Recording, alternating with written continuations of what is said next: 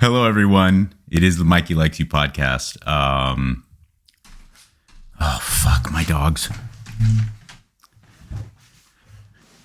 Let's try this one more time. It is the Mikey Likes You podcast. How is everyone doing? I wanted to dedicate an episode.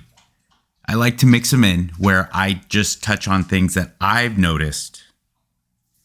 There's an issue. There's some stuff that's troubling or bothersome to me. Or it's just stuff that I feel might be useful.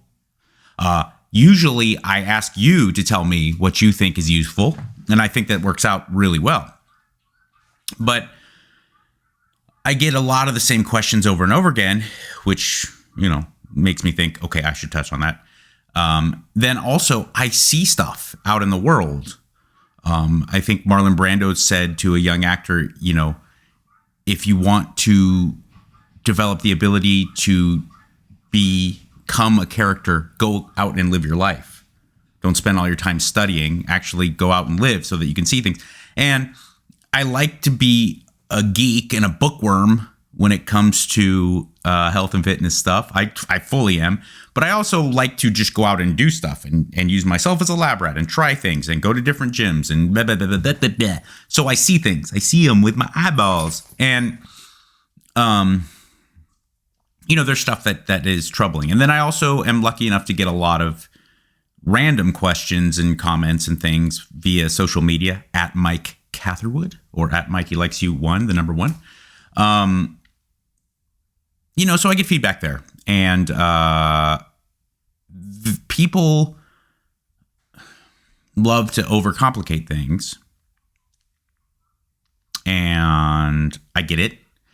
And more troubling to me is that there is just such a wealth of bullshit that gets thrown at you. And I know that the overwhelming majority of people really want to make a change for the better when it comes to fitness, health, habit forming, whatever, just wellness in general. People really want that. I get that. I want that. And so you have this amazing tool that is the internet, the World Wide Web. And you go out there and you search, and there's a lot of people giving a lot of good advice. There's a lot of people giving fucking bullshit advice. Bullshit. And it forces you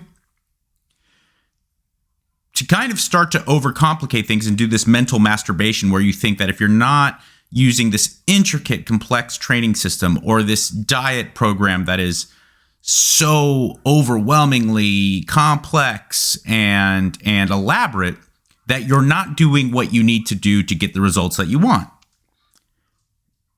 And the reality is that more often than not, and I've seen this in my personal experience, anecdotally, I could tell you this to be true.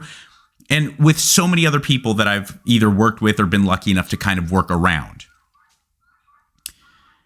And that chances are, if things aren't adding up, you got to start subtracting. And by that, I mean, get down to bare bones. Really find what is important, what matters, and let the things that truly don't matter just disappear. And that time at times can be a lot harder than even focusing on the important stuff, is having the ability to detach from the shit that doesn't matter. So that's kind of what I wanted to cover on today's episode. First and foremost, exercise selection. Okay, listen.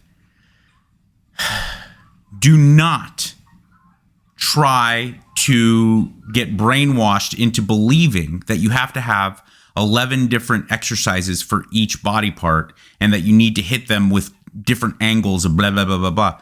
Because biomechanically, it's just not true. And a lot of that kind of idea, a lot of that thinking of trying to hit different muscles from different angles to develop them is based on people who have really high level physiques to begin with. Okay? It absolutely is true that someone who is going to compete at the IFBB level, or is going to, Dwayne The Rock Johnson, John Cena, anyone in the public eye that is at just an extreme level of performance, or in an extreme level of physique development, they're going to have to add rather extensive levels of volume and detail to their training program. That's just, I don't think that would be surprising to people. It's as I mentioned before, it's not just physique, it's performance. If you are a white belt that's doing your third class in jiu-jitsu, is it not understandable that the things you really need to hammer home and focus on are going to be glaringly different than, Andre Galvao or someone who's competing at the ADCC? If you're a sprinter, if you are a power lifter, there's no need to be doing, a conjugate West Side program for powerlifting if this is your first contest and you can barely deadlift double your weight. It would be dramatically not only not useful, it would be counterproductive. And the same thing goes for physique development. To a very large extent, all the way up to guys and gals at my level. And I am not a high level physique. I am a high level physique in comparison to Earth, in comparison to the people of Earth. But I am not a high level physique in comparison to people who make money doing it. And I can maintain and even make improvements on my look and performance by really focusing in on I do like 10 fucking exercises. I really do. And age, training history, injury, it alters from time to time because of those factors. But the reality is look, there's these kind of 6 movement patterns. And I go over them all the time. And I actually wrote them down this time so that I don't confuse everyone and go wait, no, what did I say? It's vertical push, vertical pull. Okay? So you're talking about vertical, meaning up and down. Vertical push, overhead press, push press, things like that. Vertical pull, the chin up, the pull up, the pull down, the chin grip pull down, pulling from up to down when you're, things that are parallel to you standing upright. And then there is horizontal push and horizontal pull. Okay, so horizontal push would be things like the push-up. Okay, things like the bench press. Horizontal push. These are to kind of give it a little more clarity, these are typically chest exercises. The vertical push is typically shoulder exercises. So back to the horizontal push, you have those things. And then there's the opposite, the horizontal pull, which would be rows. Typically back exercises or upper, rear delt exercises.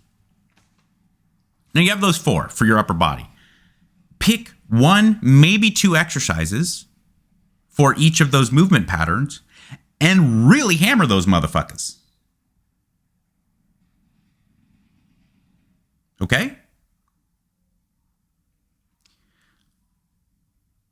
And then also, more importantly, you have the lower body. I am not trying to confuse you here, but this is something that you should absolutely get through your effing skull. Lower body training, regardless if you're talking about performance, regardless if you're talking about developing your body for physique purposes, you just want to look better at the beach. Yes, your leg training is more important, even if you don't want to develop your legs. Why? For the same reason that most people don't like training legs. Because it sucks asshole. And not like beautiful IG model asshole. No, it sucks. Like horrible tweaker who cares not about his or her sanitation and hygiene. That kind of asshole. I'm a silver-tongued devil, aren't I? It does. And then when people do start training their legs, they get to the same level of kind of commensurate discomfort that they do with their upper body, and they think like, oh, I'm good. Because I just did bench press, and that felt kind of shitty. You know, I got the burn, I got the discomfort. So, that seemed to be okay. Now I'm going to do some lunges or some squats. I got to that same level of discomfort, so I'm good. No, there's a reason why training your lower body is so much more important. And it's the same exact reason why you have to go to different levels of poo-poo town. Because the hormonal response from training your legs is so much greater. The metabolic response is so much greater because you carry so much more musculature from below your belly button than you do above it. And when you're training your lower body, even in certain isolation what it could be considered isolation movements like the leg press, your respiratory system, your cardiovascular system, your hormonal system, they are forced to work much harder. So it's almost like, you know, you can see how when you're doing like high rep squatting or walking lunges or Bulgarian split squats or even leg press at a high enough intensity and high enough rep range, you get a cardiovascular response too. You just don't do that with bench press or any complex movement from the upper body, you know, things like bench press or overhead press or row. You can go really hard to the point that you're really taxing yourself from a musculoskeletal level. But you don't get that same kind of like, oh my God, I gotta lie down. I'm so fucking taxed. Your central nervous system, your respiratory system, they're not the same. When you do high rep squats and you really push yourself, you are fucked like you just did wind sprints.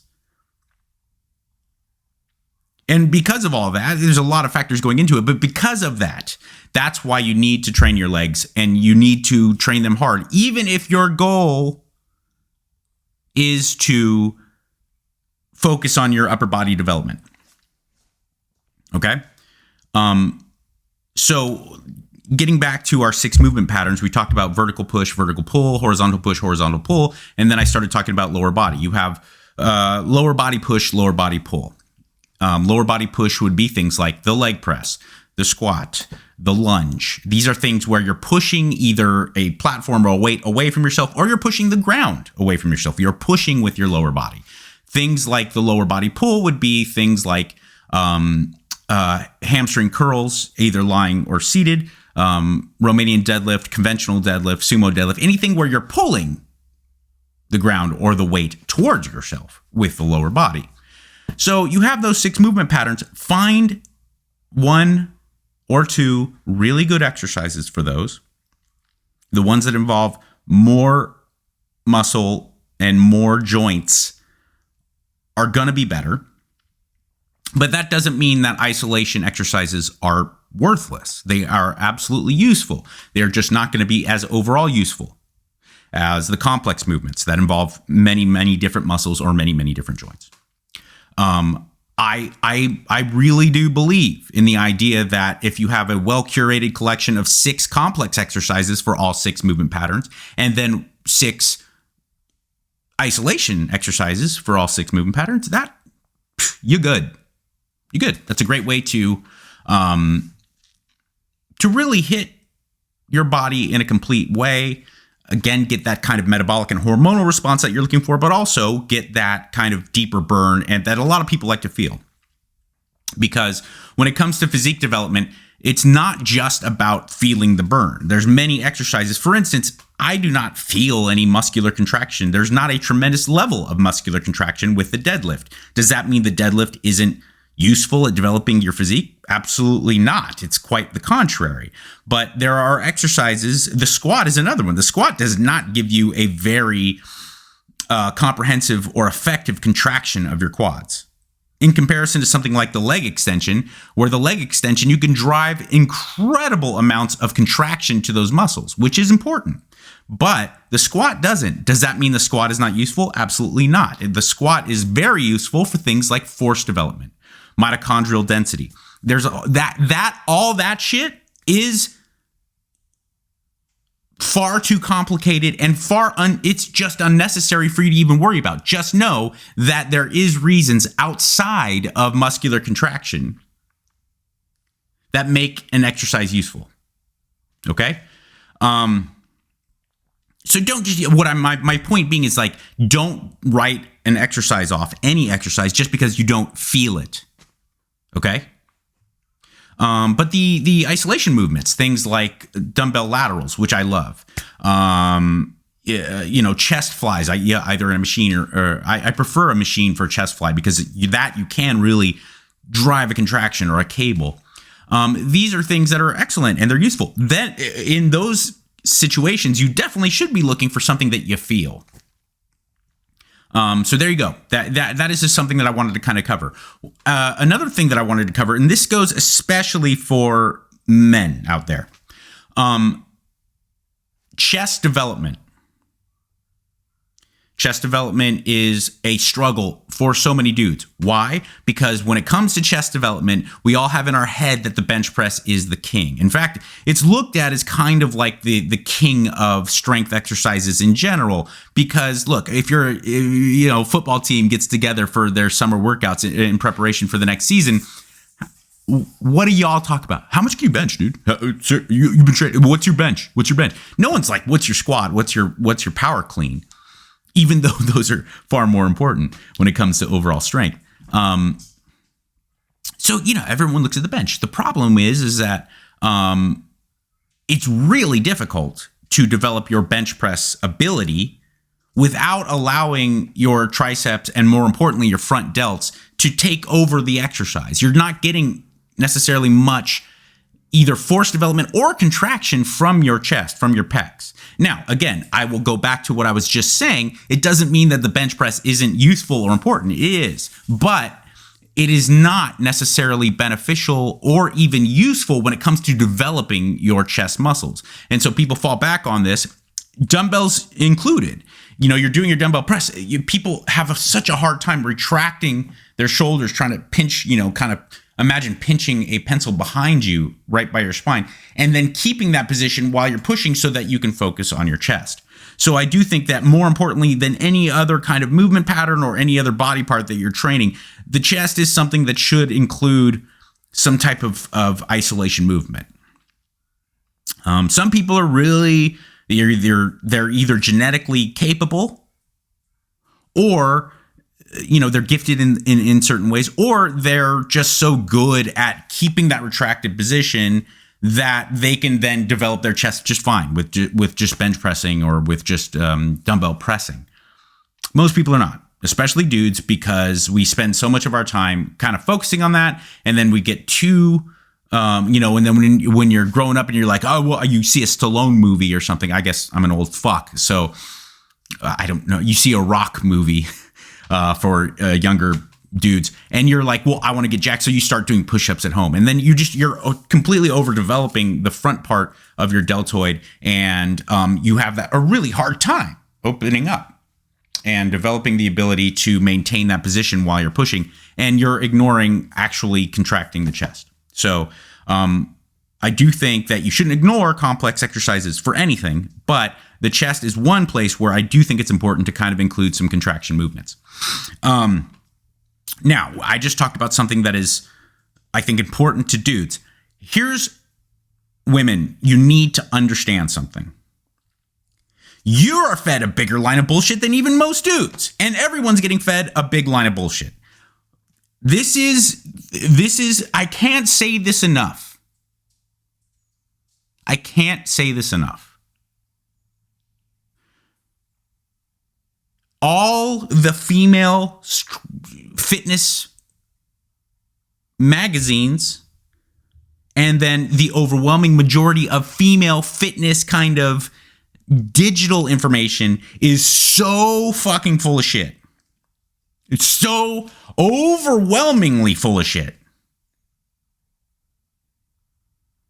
that I really need you to go back to,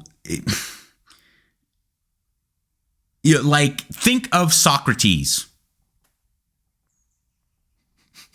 The only knowledge is knowing you know nothing.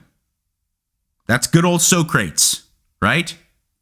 And it's very applicable to all of the world of health and fitness, but it is super applicable to female training because you have been just fucking like aggressively brainwashed into thinking that I want to look sleek and thin and lean, and I don't want to be bulky. I don't want to look like those roided out chicks with giant chins. So therefore, I am going to focus on cardio, or I'm going to focus on circuit training with really light weights, and I'm not going to try and really push it because I don't want to be bulky. I can't tell you how many fucking times I've heard, I just don't want to be bulky, so I don't want to really mess with it. Well then, listen, your I don't want to be bulky mindset is what's keeping you from making any level of progress, and what is going to lead to you burning out and giving up altogether because you're going to put in the immense level of energy of trying to go hard with your spending hours doing treadmill and the elliptical and the stair climber, and then another 3 to 4 hours a week doing your Barry's boot camp. Or your circuit that you found from some internet model that's like, and this is your booty burner that you can do. It's like, listen, all of those girls, even though they're giving you that information, they also are fucking squatting. Trust me. And doing their Bulgarian split squats and overhead pressing and like in serious amounts of, rear delt work. And when they're developing that booty, they go fucking heavy with hip thrusts and things of these complex barbell movements that you're not doing because you don't want to look bulky, because this chick just sold you her $29.99 get fit for summer bullshit plan. You know why? Because that's easy to sell. That's marketable. And I know I was talking about how Socrates said that the only real true wisdom is knowing that you know nothing. That's true. But there's a very, very select group of things that I do know about. One of them is media and broadcasting, okay? I've had the luxury of working in a really, really versatile array of media outlets. From CNN to Access Hollywood and Entertainment Tonight to the Jason Ellis show. I'm pretty lucky to have worked in a variety of things with an incredibly different setting to them. I know this world, and I can tell you. You ever go, well, why the fuck are they telling me this story when...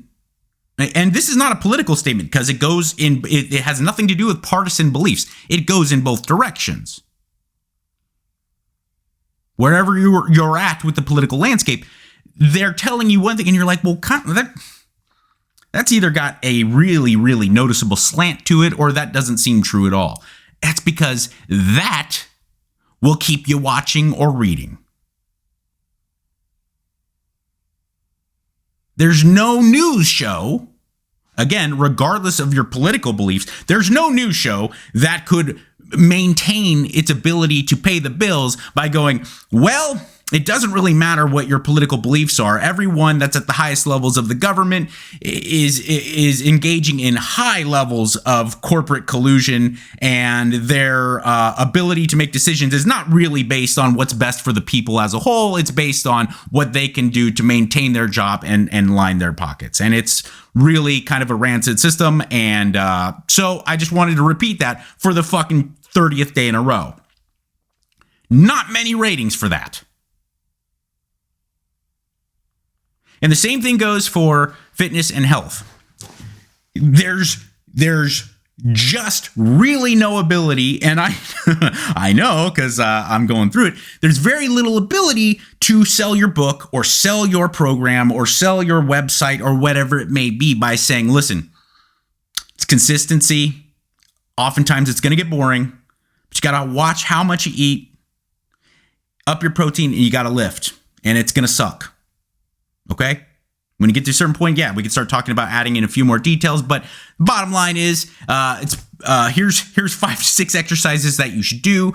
Really work hard at them, and it's not fun or complex. That book would sell very little. Okay? It goes for all media. And all types of medium, too, when it comes to art and entertainment or media. Listen, you ever go like, well, how the fuck is MGK like the biggest, punk rock artist now? How is he running the, guitar-driven rock landscape? And that, there's a million bands out there that no one listens to. It's because there's stuff that can be separated from objective quality that is just more marketable and easy to sell.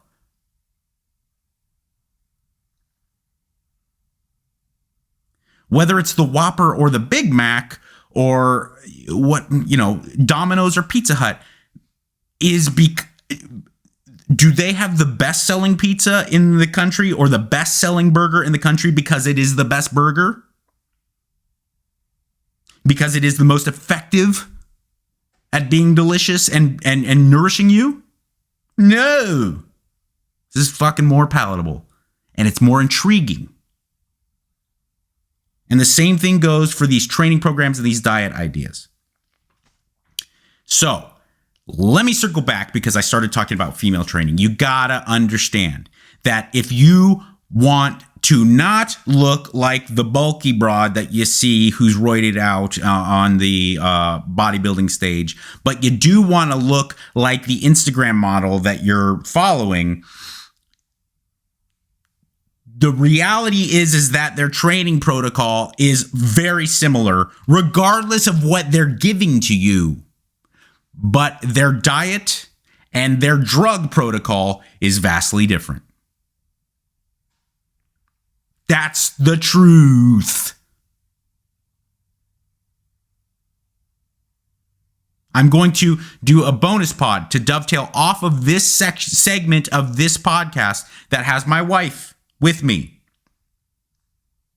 who spent years as a professional actor, who's someone who her body was part of her livelihood, working out like crazy. And you better believe she had a hard time getting through her head that she's got to fucking put some plates on the barbell and squat and do hip thrusts and overhead press. She had never really done a barbell overhead press or a dumbbell incline press. She spent years. She is lighter and more kind of svelte and sleek and leaner now than ever before at age 45. Sorry, honey. By giving up on all that, surrendering to me, and then, I led her in the direction of certain trainers online.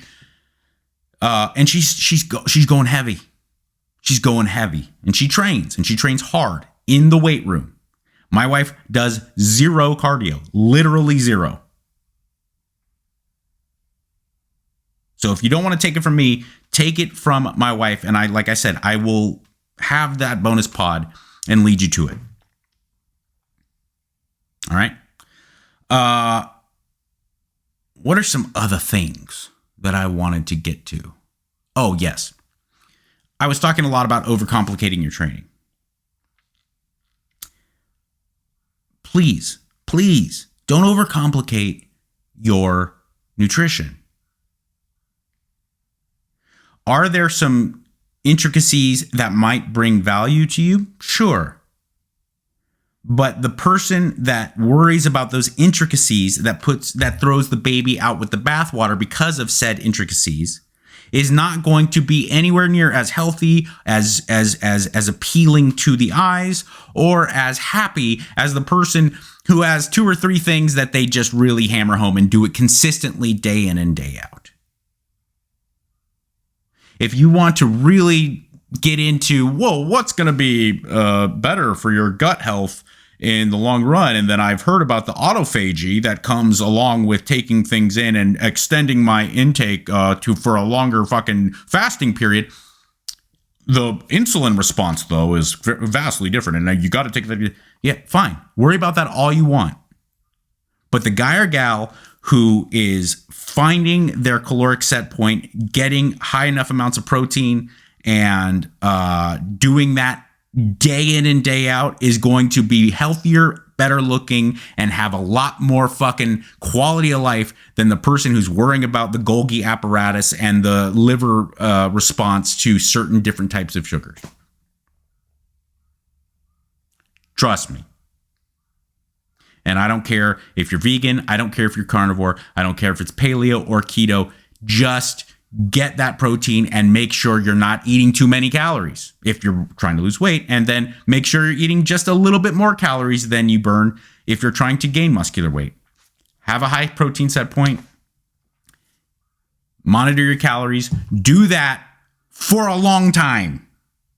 And don't do that Monday through Friday and then Saturday and Sunday eat 17,000 calories of beer and brunch and then expect me to try to dissect why you're not getting what you're looking for. Does that mean you can't have your beer? Does that mean you can't have pizza and cake? Of course not. Of course I do. I mean, I don't have beer. I'm in recovery. But my point being is that, yeah, fuck yeah. You know, my birthday's coming up. You better believe I'm going to go to like the best barbecue spot in Texas. And I'm going to search that place out. And then after that, I'm going to have some cobbler. It's going to be awesome. But 95% of the time, I'm hitting those major tenets that I talked about. My protein's high. I know how high I need it for me and my goals, and my calories are at where I need them. I know where they are for me and my goals because I've done the work. And I do that day in and day out. And you cannot do that and worry about the right type of stack of steroids or pro-hormones and the right type of, elimination, whether it be carbs or sugar or gluten, or you could do that. And you could not do what I'm doing and then do what you think is important and call me in a year and go, dude, you're 43. You're good. What's the? I'll go. You know what? I don't fucking think about gluten or carnivore or anything. I just eat food that I know to be nourishing and good for me. I eat a lot of protein and I make sure that I don't eat too much. Shit! That's how excited I got.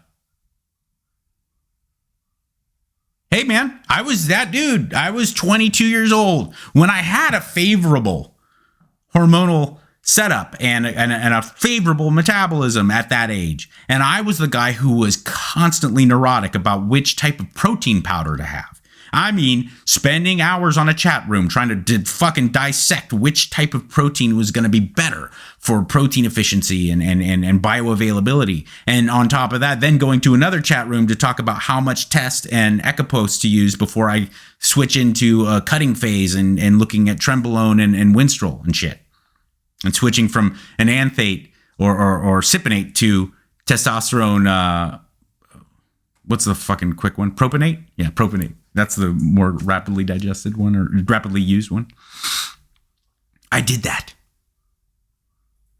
I was miserable with it because I wasn't getting the same results that I get now. Now, granted, I was smaller. I'm smaller now. But, you know, I live my life at 10% body fat.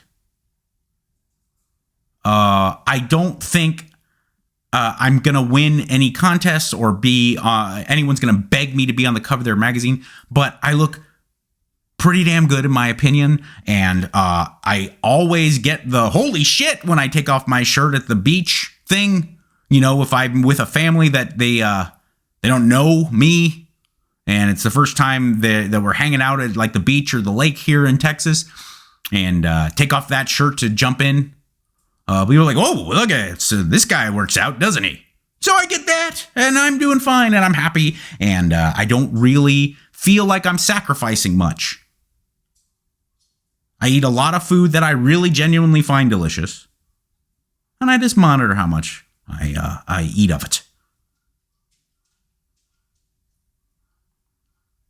So find those exercises, the 6 movement patterns we talked about.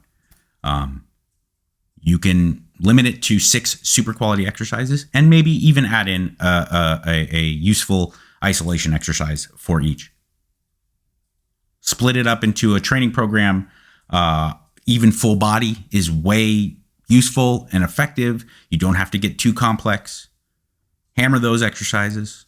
Do it 3 times a week, maybe 4 times a week. Get your calories set to the point that you find them useful for your goal, whether it be to lean out or to gain weight.